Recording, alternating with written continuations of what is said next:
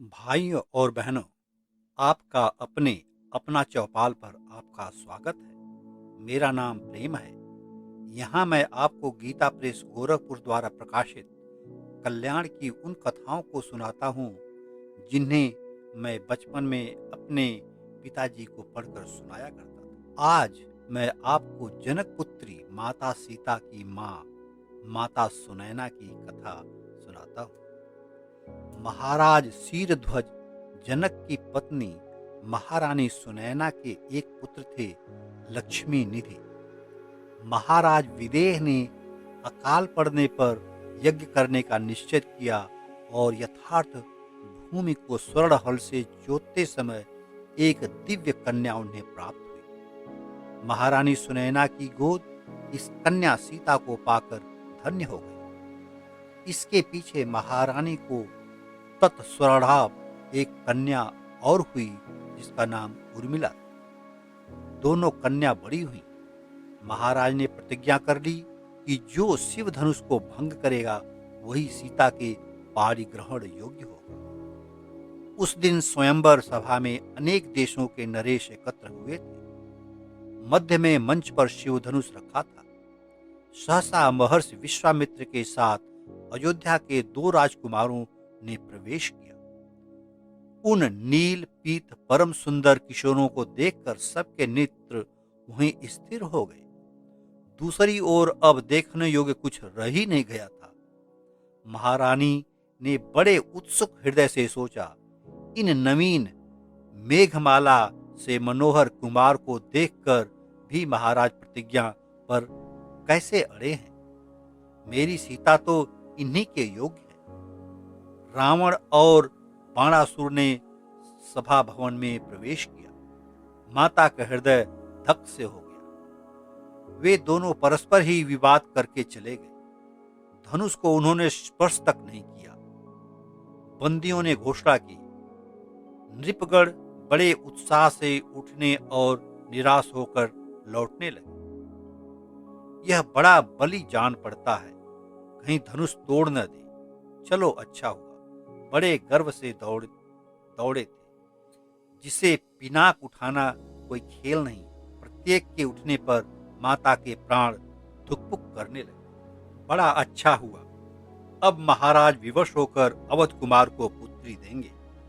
सभी नरेशों के निराश होकर बैठ जाने पर महारानी प्रसन्न हुई। हाय हाय, महाराज ने तो पुत्री को सदा कुमारी रखने तक का हट कर लिया है। महाराज जनक की घोषणा से उन्हें बड़ा क्लेश हुआ। लक्ष्मण के रोष भरे वचनों में उन्हें प्रसन्न कर दिया। अंत में गुरुदेव की आज्ञा पाकर श्री राम उठे।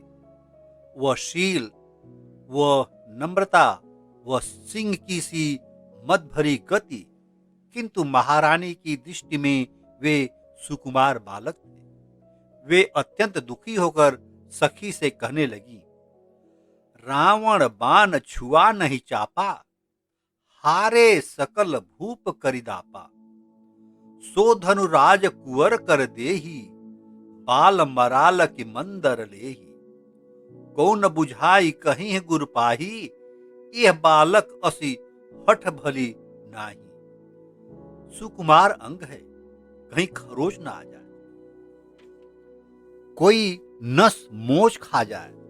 महारानी व्याकुल हो गई। सखी ने उन्हें श्री राम का प्रभाव समझाकर आश्वस्त किया। धनुष टूटा, लेकिन परशुराम आधम की। छोट कुमार खोट बड़ भारी। महारानी चाहती थी कि कोई लक्ष्मण को समझाकर चुप कर दे। उन्हें बड़ा भय लग रहा था। बड़ा संतोष हुआ उन्हें जब परशुराम प्रार्थना करके चले गए। महाराज दशरथ बारात लेकर पधारे। माता सुनैना की अभिलाषा पूर्ण हुई।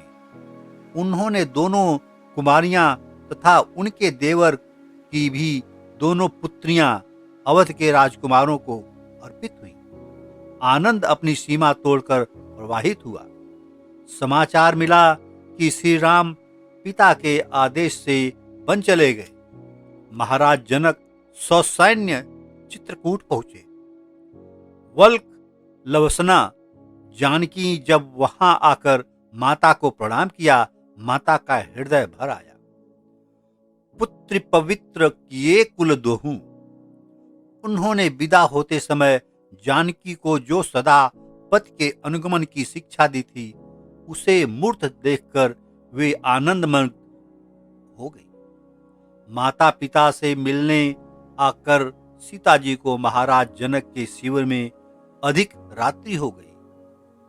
इहां रहब रजनी भल नाही, सोचकर वे संकोच करने लगी। माता ने पुत्री का संकोच लांछित किया।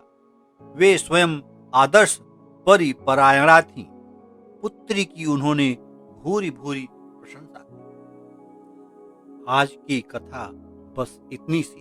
अगली बार फिर ऐसी ही कथा लेकर अपना चौपाल पर आऊंगा।